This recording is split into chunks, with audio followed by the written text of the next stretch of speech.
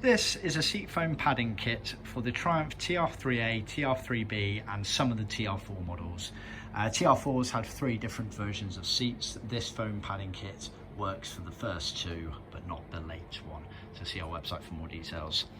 It consists of pre-cut pieces of foam and some also scrim elements, these black parts here.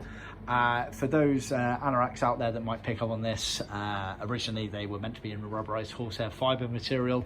We're fully aware of this. It is a conscious decision to change to foam, which is something that my father did about 30 years ago, sometime in the 90s, and it's worked to good effect ever since. Rubberized horsehair, which is a material we do have on site, we use it for some of our E-type restorations. It's a messy material to work with. It's quite sharp, it's got a bit of a smell to it as well. We find it's not particularly practical for the early Triumph ranges. So we've made a conscious decision to switch to foam, as we find it easier to work with and you achieve better results, or it's easier to achieve better results using the foam we found. So just bear that in mind. The kit itself consists of elements for the cushions, which are the banana shaped piece, the oval shaped piece and the scrim, then the backrest, this foam here and this blue foam here. So starting with the cushions. Banana shaped piece goes around the circumference, the upright surround of the springs. This sits on top of the springs, then the cover goes over. But before all of that, you've got this black scrim. Now this is a pre-sewn cover that goes over the top of the spring unit itself, and then you pull down the sides and use either cable ties or hog rings to attach it to the bottom. And the idea being, one, it's there to semi-protect the foam items from the metal elements of the spring, but the main purpose of this, and this is very important, is it's there to allow you to adjust the height of the spring to the correct height that you need it as an individual. We've seen comments online of people saying, oh, they're too high or too rigid, etc. Now, how do you expect people to manufacture a spring that suits every single person in the world, despite radical changes in weight and height? It's nigh on impossible.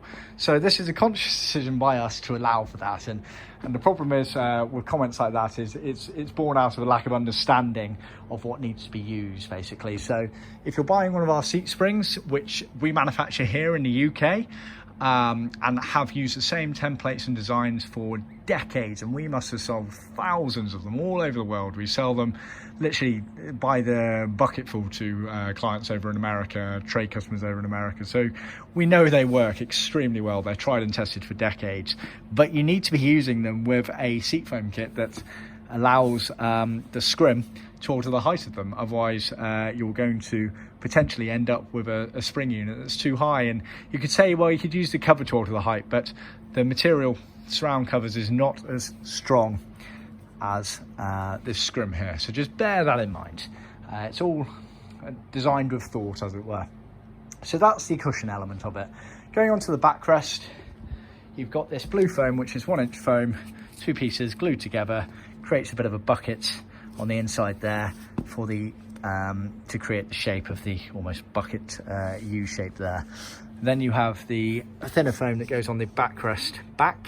It's about 6mm, so that goes on the outside of the framework there, and about the outside inch gets bent over and glued so it comes over the top of the framework and then stuck to the top here and finishes on this front edge here, and then you put the cover over the top.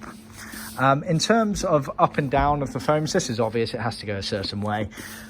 On the actual foam itself, you find that you have a scrim on one side and it's a bit grippier on the other side. There really isn't a right or wrong. There's probably just a bit of an easier one to use. So we always say the foam side, the one that doesn't have the scrim on it, it's a bit grippier. So that's the side you want to be gluing to the framework. So this is a bit slippier. That means that when you come to actually fit the cover on, it's a bit looser in terms of pulling the cover down, and it doesn't want to grip as much, which allows it to fit a bit easier at your end. Same principle with these bits here. You have a grippier side and not so grippier side. Cushions, it's nowhere near as important because of the element of how it's trimmed, but the backrest, definitely put the grippier side to the framework, and then the slippier side the cover comes into contact with.